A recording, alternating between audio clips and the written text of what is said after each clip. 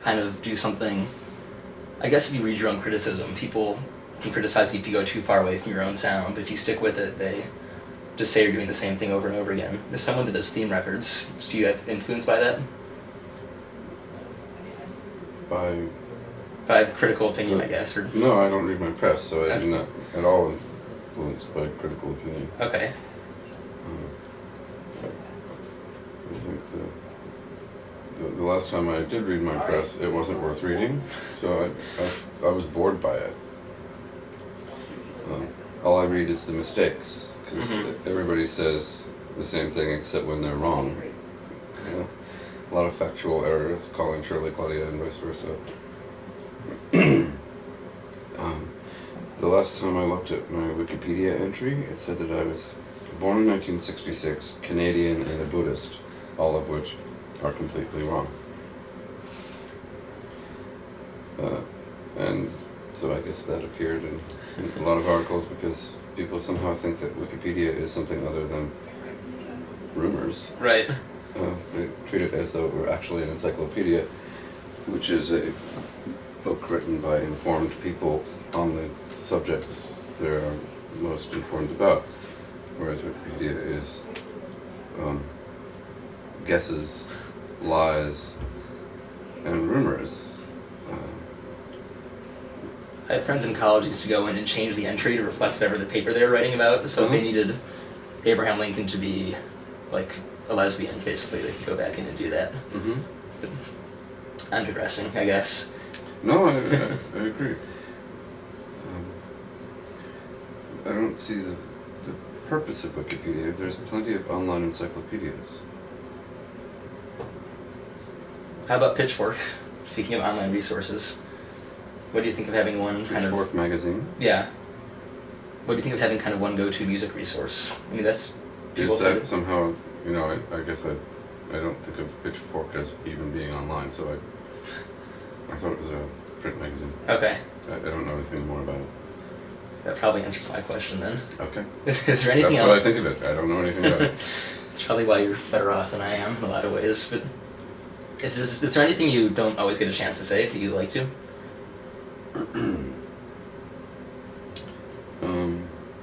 Sure. Advice to budding young songwriters: don't come out. Why?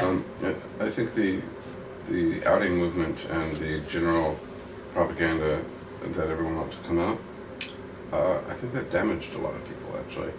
I think it's clear from the careers of gay performers that the way to be successful is to come out later, not beforehand.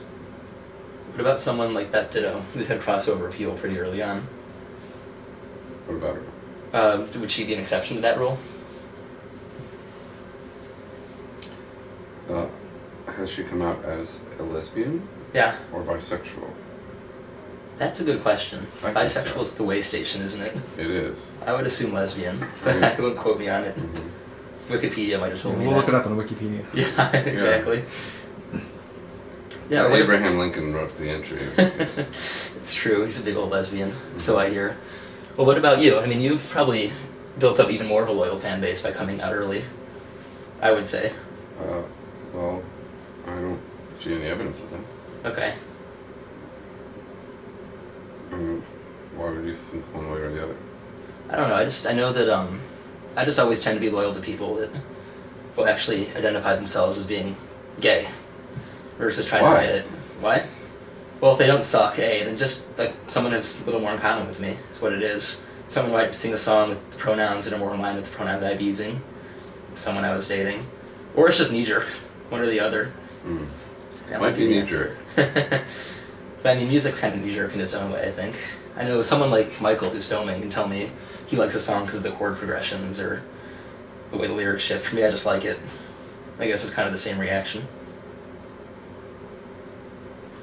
But he can then go find other songs that he likes based on the chord progression. Claudia has a favorite chord progression, 1-5 flat 7-4, and she can be depended on to feel moved by that particular chord progression. I tend to like 1455 songs. So I'm fallible in this way too. But why shouldn't you learn more about what you like so you can find more that you like? Right. I mean, for me, I have a soft spot for love songs with same-sex pronouns. Versus, I think when you grow up, you listen to the radio and there's this really good love song, but it's a guy singing to a girl, and just diminishes it that much more for you.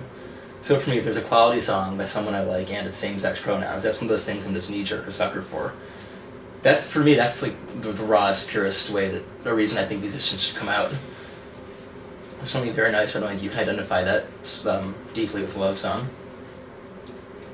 Not that I'm the interviewer, but one thing that I'll just share is that when I was first coming out, I was listening to Charm of the Highway Strip a lot, and just the, you have become like other men, but kiss me once again, like that resonated with me, and that's not even my favorite song on the album, but just hearing those lyrics as a 22-year-old, young gay man, just kind of coming to grips with everything, and like hearing you with your deep baritone voice those lyrics was really special to me, and something that helped kind of shape me as a person who was confident enough to go out in the real world and face what the world had to offer. So I think that's the point that Zach is trying to get to. But you probably aren't making songs to make us feel warm inside.